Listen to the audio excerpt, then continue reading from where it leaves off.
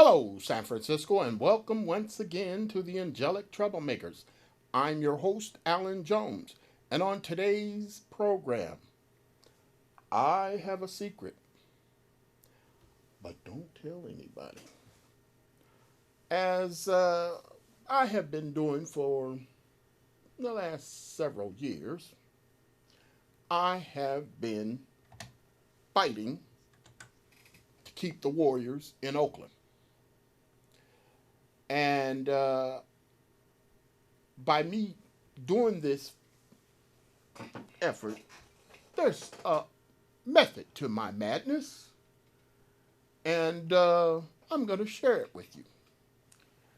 Now, as people will see, I have this website, NBADoesn'tCare.com, and it's basically me accusing the NBA of being racist by merely looking the other way as San Francisco helped the Golden State Warriors ownership to move to San Francisco from their longtime home in Oakland.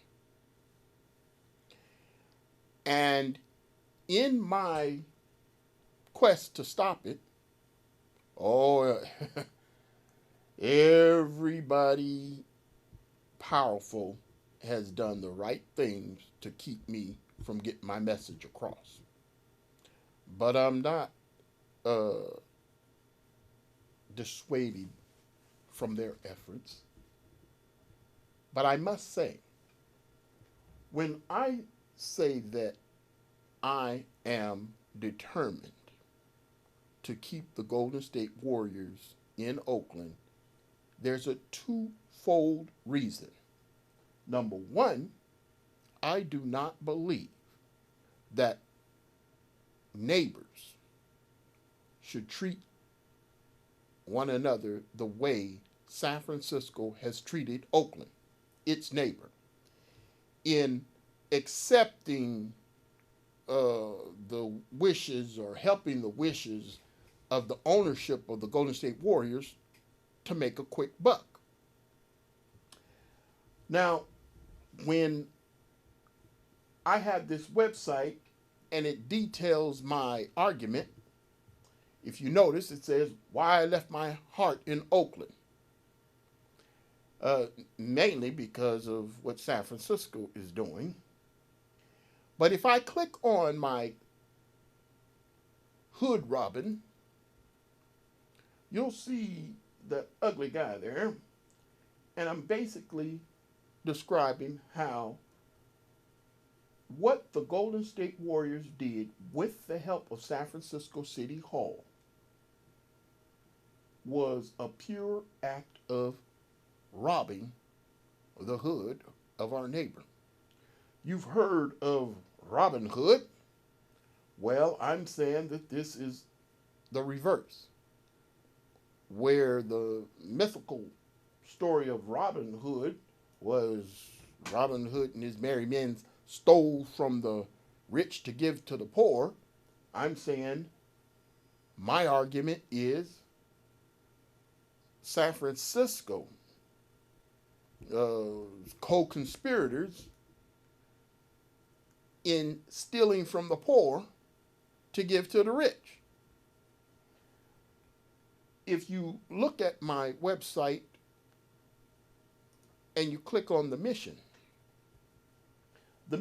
is I'm going to get the attention of NBA players to stand up and look at what San Francisco, how it has treated its black community, and how it is doing the same to Oakland. And if you click on the next box, if you will, Black Lives Don't Matter, you'll find I have stories. And they're stories of what I say, how San Francisco has treated its black community. And though I have a few stories, you can multiply that by 1,000, because in San Francisco, there is many instances, way too many to put down on a website, where San Francisco has basically done its black community wrong. And for San Francisco to receive an NBA franchise when 75% of the NBA is black, and the NBA says this is good for the sport, that they're moving here to San Francisco, they're basically looking the other way when it's obvious that you're moving from a black community to a white community, and you're basically saying, oh, nothing's wrong with this. Well, I have a big problem. So, I've been doing this for several years, as you know. So, where's my secret coming in? If I go back to the mission statement, I have vowed in this mission statement that what I'm about to do will not cost the owners of the Golden State Warriors one dime. And the reason why I say that is simple. I just don't think that it was proper that I would do something just because the owners of the Golden State Warriors are greedy and taking advantage of a community. That does not give me license to cause them financial hardship. I just don't see it that way.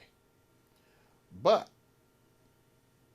I do have a determination, and it's based on my living in San Francisco for as long as I have. Now, let's get to the secret. If you notice here, this picture is of a rescue.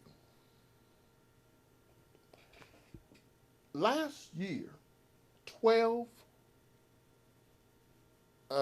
Taiwanese soccer players were trapped in a cave, and it was being flooded through torrential rains. I don't know whether there are monsoons in Taiwan, but these 12 kids, I think from age 11 to 15, were trapped, and surely it didn't look good. It looked like they may have been on their last. It was very disturbing to hear the details. But the issue is these 12 soccer players in their teens and their coach were trapped. But the Taiwanese Navy SEALs, with help from British forces and even American forces, rescued them. And it was an amazing rescue. Oh my goodness, I have a problem here. This is, I think, 11 of the 12 after the fact. They're all safe. And the heroes of this mission is part of my secret. My next photograph, many people may see and recognize. This was a U.S. Airways Boeing 737. I believe it was 2009. I don't remember when this happened. But it was forced to land in the Hudson River off of Manhattan. The pilot and crew rescued all 155 on board. And it is my understanding that uh, parts of this plane and the story is in a museum in New York. And so that brings me to let you know what I'm up to. I believe that we've all been uh, touched and inspired by the heroic deeds of other people. People who are just forced into a situation where they end up becoming a hero. I personally have witnessed some heroics, not firsthand, but by sitting back and watching the news. A member of my Bible study when 20, 30 years ago or whenever it was, from juvenile hall, was riding a bicycle down Market Street. And a homeless lady went into labor.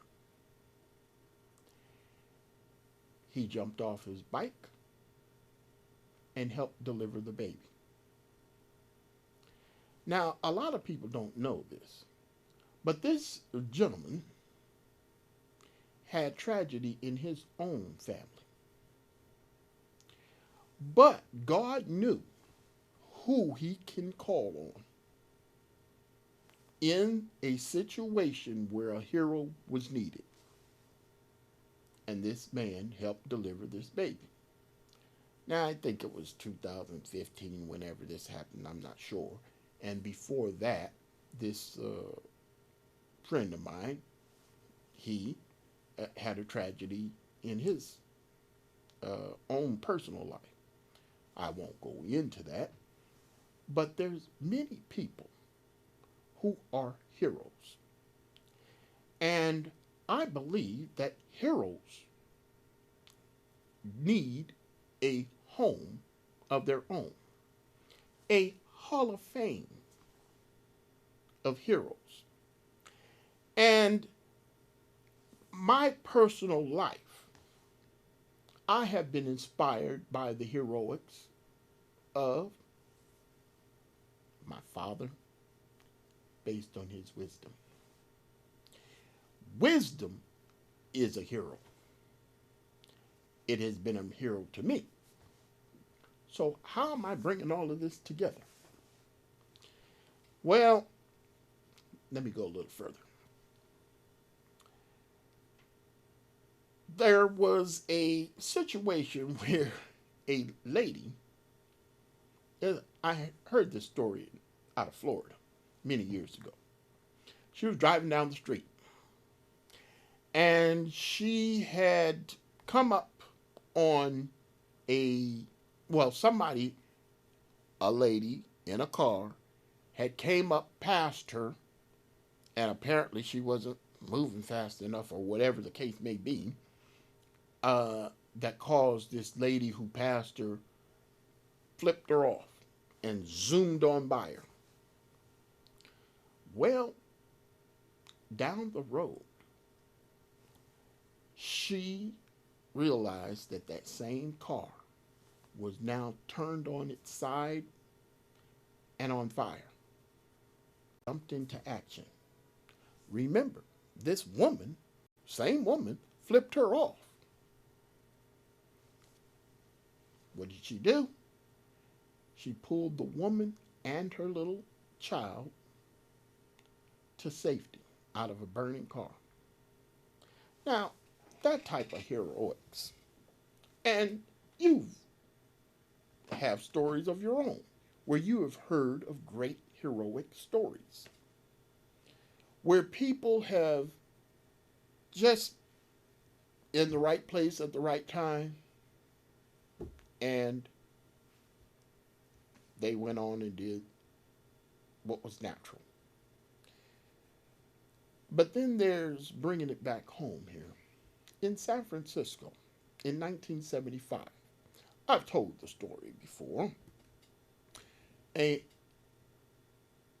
retired or disabled Marine veteran from Vietnam was walking down the street, and he was by San Francisco's St. Francis Hotel on Geary and Powell. And he noticed a crowd. And in the crowd, he had asked, "What are you all standing here for?"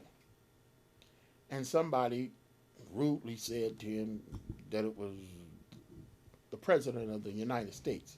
They're looking to get a glimpse at him. Well, this Oliver Sipple was from Michigan, and the president, Gerald R. Ford, was also from Michigan, and so he just decided, well, why don't I just get a look at him? So he maneuvered up in the crowd to get a peek at the President of the United States. Then he noticed a woman pull a gun out of her purse. The woman, Sarah Jane Moore. She aimed and was attempting to assassinate the President of the United States. So he went into action and lunged for her arm and pulled it up, and the gun went off. Secret Service swarmed them both, took them to the ground, and they thought that he was trying to assassinate the president, but then it all came out that it was Sarah Jane Moore. Well, for 24 hours, his family back home in Michigan were proud of their boy. And being proud of their son, they said, "My goodness, can't believe that." Are we back? Let me continue. But then it came out that he was a homosexual. And then his family turned on him. They stopped talking to him. And when I read this story, it was after 30 years of feeling the shame of me being a homosexual. And it popped into my head. There's nothing wrong with being a homosexual. There's something wrong with the people who, even if you save the life of the President of the United States, you, instead of being honored, will be dishonored if you are a homosexual. And so that awoken me to the fact that who had it wrong? Because though I've always felt the love of God and my family and stuff like that, I still had doubts. But that one heroic deed and how this man was treated really let me know what was going on. How can you treat a hero in such a disgraceful way just because he was homosexual? Back also in San Francisco, he was not even honored by the city. Now, you're in San Francisco and you saved the life of the President of the United States. Gerald Ford sent him a letter of appreciation. But San Francisco mayor, San Francisco City Hall did nothing. Make sense of that. Now, this is in, may I say, San Francisco, who claims to be such great lovers of homosexuals and accepting them. But even in San Francisco, this man was dishonored. But because this man was dishonored by his family and San Francisco, where he came to be accepted and was treated so rawly, I have been on a mission. And that mission is to create a museum, a hall of fame of heroes. Now, there are 195 or 198 countries of the world. Every country has its hero. But we needed a building. And this building would house a whole bunch of heroic stories. People who have just been walking down the street and ended up saving someone's life in such a heroic way. And I believe that it is time that we create a museum in San Francisco and honor, I don't know about this, and honor the heroes of the world, not just San Francisco, and I believe that we need to have a building for heroes. I'm thinking, well, where's the building going to be? Keep in mind, I have said that wisdom is also a hero. Now, my issue with San Francisco reminds me of a saying. You don't have to blow out someone's candle for you to shine brighter.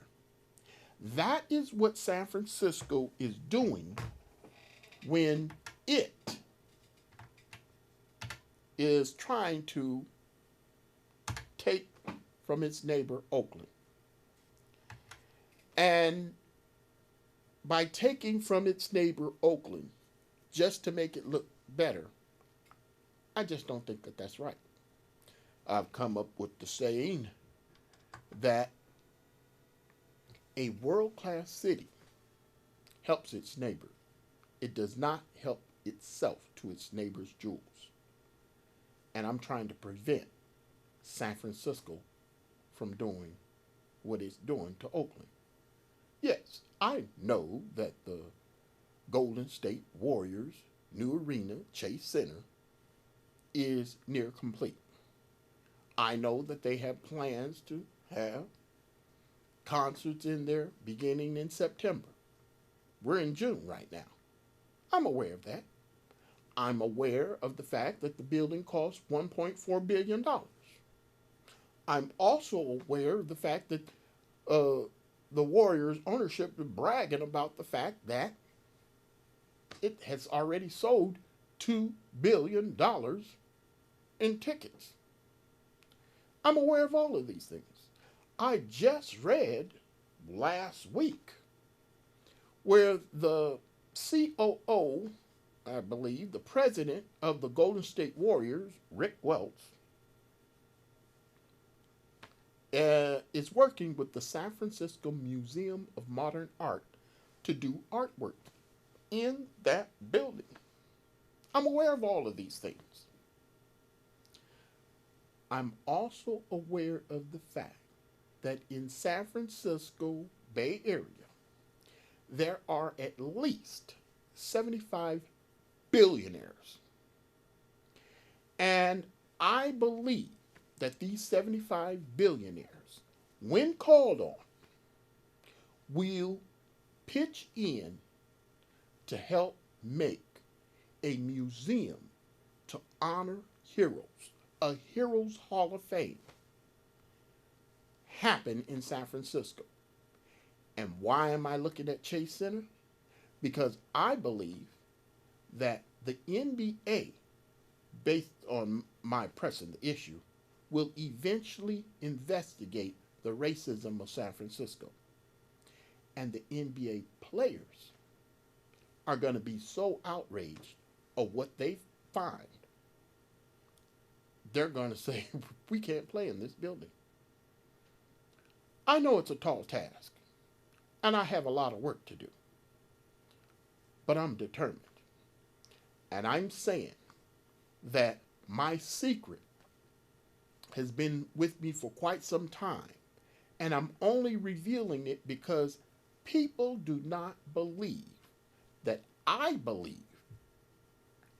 that the Golden State Warriors will not play one game in that Chase Center. Now, if you want to get technical and say, well, you didn't get it right, Alan, they're now playing, I'm not fazed by that at all. My mission is not going to cease.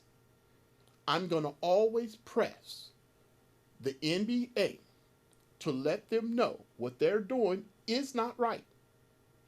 To take from a community in Oakland, California, a black community, a proud but struggling black community, and give to San Francisco. I also am outraged by the fact that the NBA is turning and looking the other way when the Warriors are doing one other thing that is distasteful. Do you know that the Warriors are trying to get out of paying Oakland $40 million in Oracle Arena debt? They lost twice in court, and they're still trying to get out of paying that $40 million debt to Oakland, because the end of the payments for the upgrades to Oracle Arena aren't finished until 2027. But this new ownership is claiming, well, we're not going to be here, so we shouldn't have to pay. This is outlandish conduct. And I say that one day soon, that this is going to be all exposed. Because right now, the media, they're not going to tail on the Warriors. Why? They want the Warriors to come to San Francisco. But I'm saying to you all that as you're getting excited for the opening of Chase Center, San Francisco, concerts, basketball, and whatever other events, I'm saying don't get your hopes up. Even if it does start, I'm saying it's going to be shut down. And it's going to be shut down because NBA players are going to find out just how San Francisco have treated black people on this side of the bay and in Oakland. And they're not going to have it. And I'm telling you that this is going to cause major problems. But I am saying, I understand that the ownership has invested an awful lot of money. And I'm promising you're not going to lose a dollar. Now, I can't speak for many people, but I can assure you this is going to happen.